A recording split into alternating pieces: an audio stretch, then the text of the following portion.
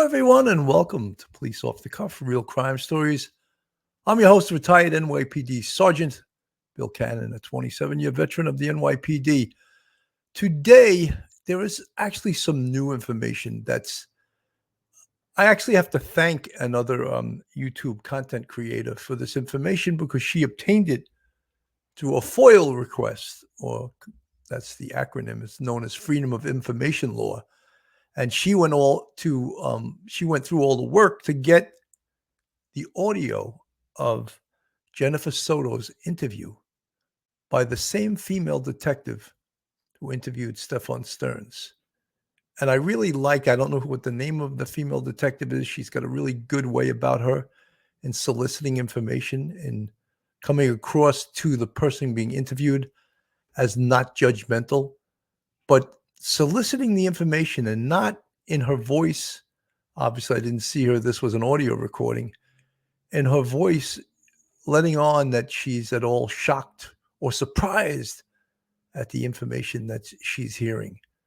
So my whole dissertation, or sort of way I'm looking at this case today, Jennifer Soto, new interview released, and the interview was from 2/27/24. So we know that Madeline went missing on the 26th. So this is Jennifer Soto being interviewed on the next day.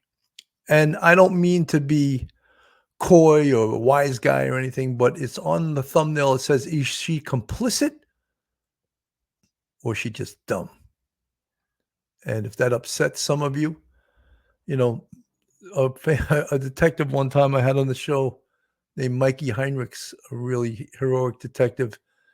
In an interview, he said to this, or he said on this interview on this TV station about the interview of this woman, he goes, is she just playing dumb or is she really dumb?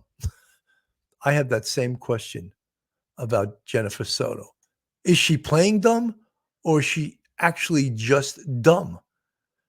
Because the answers she gave in this interview, to me, are outrageous. And to me, a 27-year veteran of the NYPD, 16 years in the Detective Bureau, I haven't heard thousands of interviews, some for murder, some for rape, some for horrific assaults, some for child abuse. I think that she's full of shit. I think she knows exactly what happened and when it happened, and the time it happened, and the place it happened. But yet, we haven't seen handcuffs thrown on Jennifer Soto, have we? That could be strategic, couldn't it? Is there a statute of limitations for murder?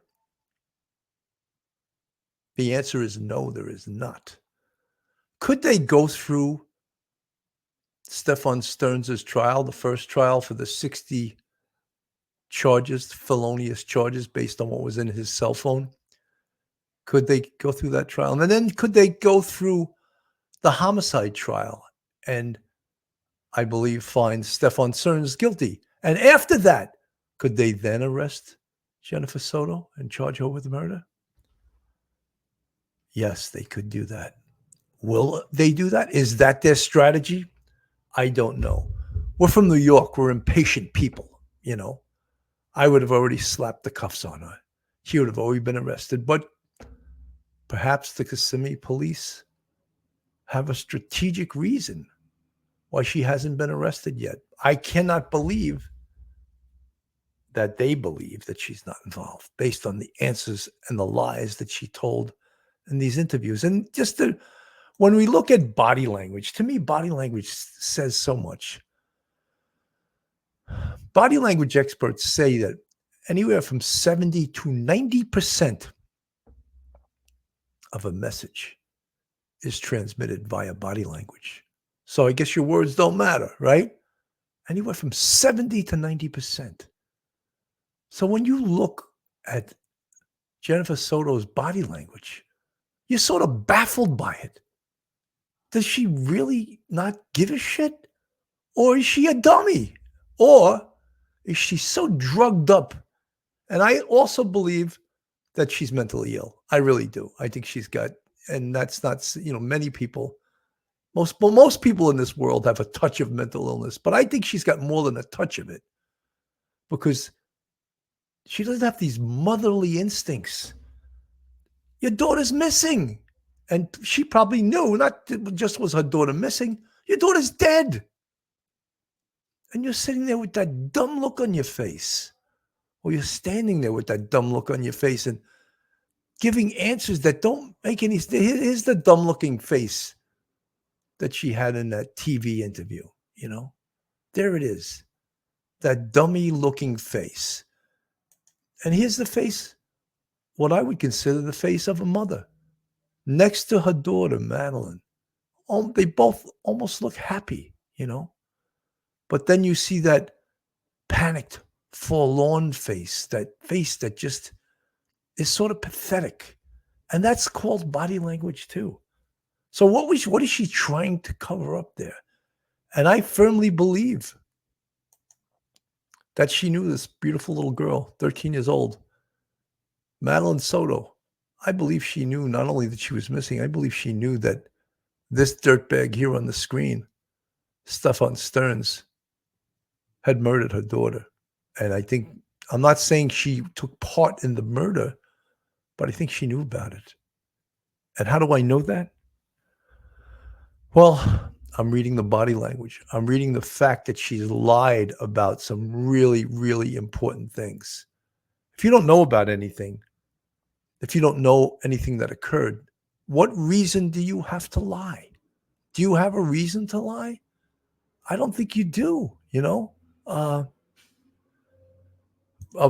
Prying Paula, how do we know she's not the one who committed the murder as far as that goes? Prying Paula, we do not know. And that's Prying Paula from the chat.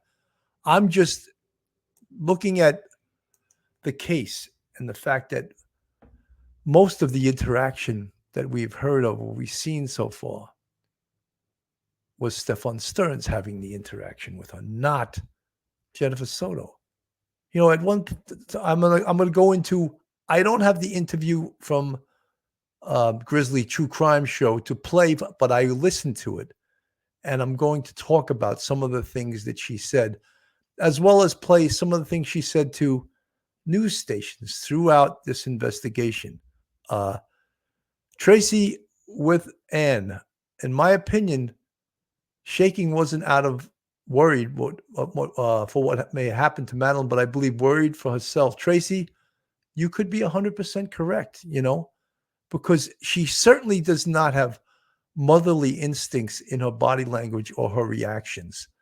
Carol Johansson, as soon as Stearns moved out in December, Madeline's grades improved. She and her mother started getting along better. There was less tension. Her friend said she was happier. She got Student of the Month.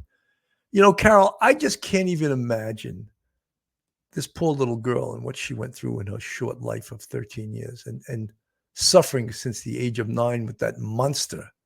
That's a proper term to call his dirtbag.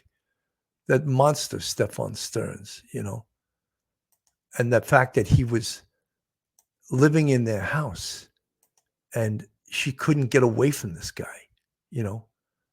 Just absolutely horrific.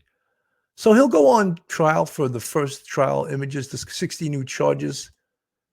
Those charges based on his phone that he tried to do a factory reset on.